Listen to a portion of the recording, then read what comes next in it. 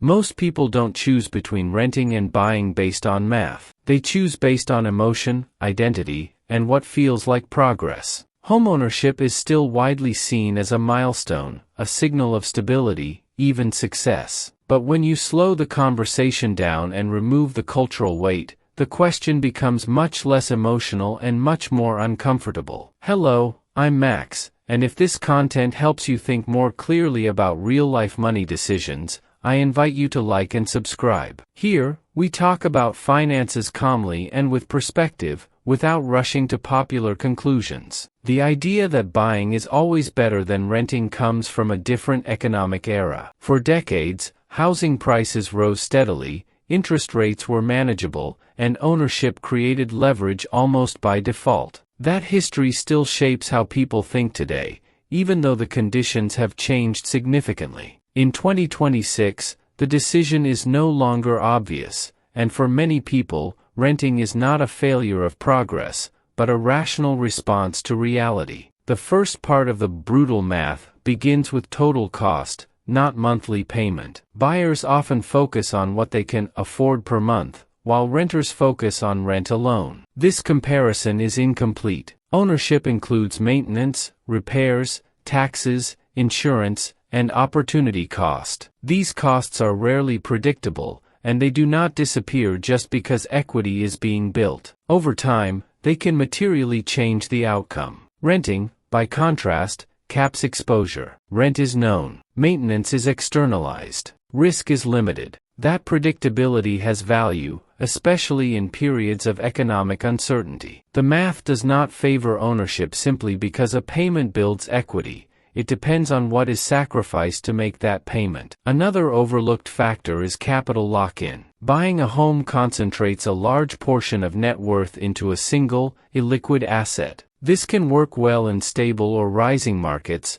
but it reduces flexibility. Selling is slow, costly, and oftentimes poorly due to life circumstances rather than market conditions. Renting preserves mobility. It allows capital to remain liquid and potentially invested elsewhere, where returns are not tied to one location or asset class. Time horizon also matters more than people admit. Buying only becomes financially favorable when the holding period is long enough to absorb transaction costs and market fluctuations. Many people plan to stay long-term, yet life often intervenes. Career changes, family needs, or personal priorities shift. When plans change, the math can turn quickly. In 2026, interest rates, price-to-income ratios, and regional disparities mean that outcomes vary dramatically by location and personal situation. The question is no longer, is buying better than renting, but, under what conditions does buying outperform renting? For many, those conditions are narrower than expected.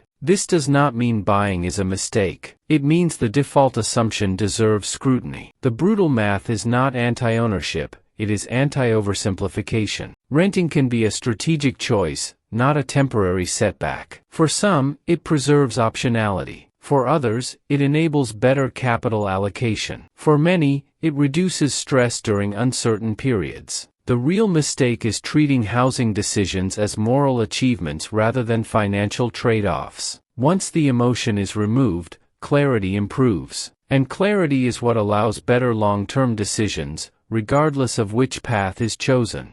Once emotion is removed from the conversation, the comparison between renting and buying becomes less about labels and more about trade-offs. The math starts to matter most when we look at what ownership prevents you from doing, not just what it gives you. One of the most misunderstood elements is opportunity cost. When someone buys a home, a large amount of capital is tied up immediately. That capital could have been invested elsewhere, kept liquid, or used to reduce risk. Even when a mortgage payment feels comparable to rent, the initial capital commitment changes the financial picture dramatically. The true cost of buying is not only what you pay, but what your money is no longer able to do. For renters, capital remains flexible. Savings can be diversified across assets rather than concentrated in a single property. This matters especially in uncertain economic periods. Flexibility allows adjustment. Concentration increases vulnerability. Neither is inherently wrong, but the difference becomes meaningful over time. Another layer of the math is risk asymmetry. Homeowners absorb localized risk. Property values depend on neighborhood trends, local economies, zoning decisions, and infrastructure changes. These factors are largely outside individual control. Renting shifts much of that risk elsewhere. If an area declines or circumstances change, renters can leave with minimal friction. Owners cannot. Maintenance costs are another quiet variable. They are often underestimated because they are irregular. A new roof, unexpected repairs, rising insurance premiums,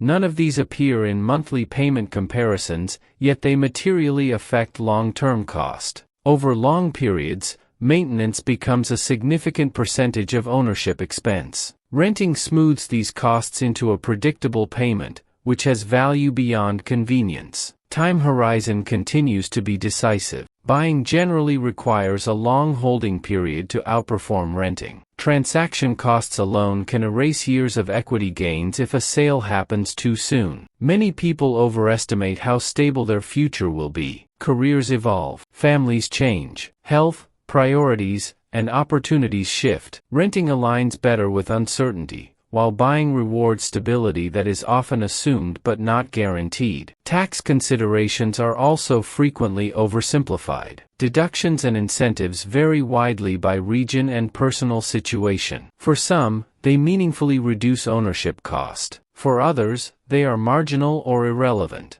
Assuming universal tax advantages is a common mistake. The math must be personal, not generalized. Perhaps the most important realization is this: renting and buying optimize for different outcomes. Buying prioritizes long-term stability and forced saving through equity. Renting prioritizes flexibility, liquidity, and risk management. The mistake is assuming one is always superior. In 2026, with higher uncertainty and more uneven economic conditions, the value of flexibility has increased. The brutal math does not declare a winner. It reveals constraints. It shows where money is locked, where risk sits, and where options are preserved. For some, ownership will still make sense. For others, renting will quietly outperform, not because it is cheaper in the short term, but because it enables better decisions elsewhere. In the next part, the focus shifts from theory to how to decide, using simple frameworks that cut through noise and make the choice clearer without relying on cultural assumptions.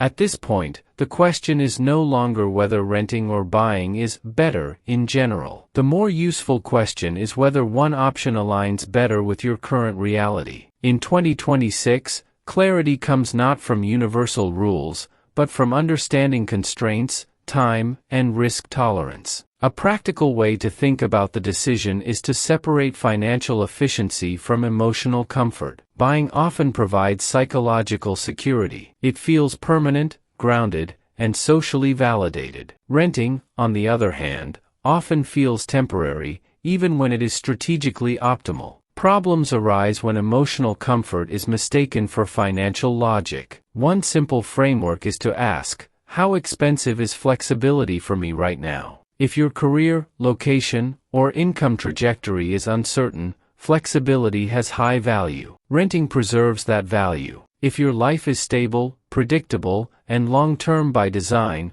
ownership may gradually become more efficient. The mistake is paying for permanence before permanence actually exists. Another key question is, where does my risk live? With ownership, risk is concentrated. Market conditions, interest rates, and local dynamics matter deeply. With renting, risk is distributed and partially externalized. In periods of economic transition, concentration increases volatility, even if long-term outcomes remain positive. Renting can reduce financial noise and decision pressure during uncertain phases. There is also the issue of forced versus intentional saving. Buying a home forces saving through equity, which benefits people who struggle with consistency. Renting requires discipline. Savings must be deliberate. Neither approach is superior in isolation. They simply suit different behaviors. The danger lies in assuming forced saving is always efficient, regardless of opportunity cost. What the brutal math ultimately reveals is not a verdict, but a trade-off. Renting is not wasted money if it enables better allocation of capital, lower stress, and smarter timing. Buying is not automatically wealth building if it restricts flexibility,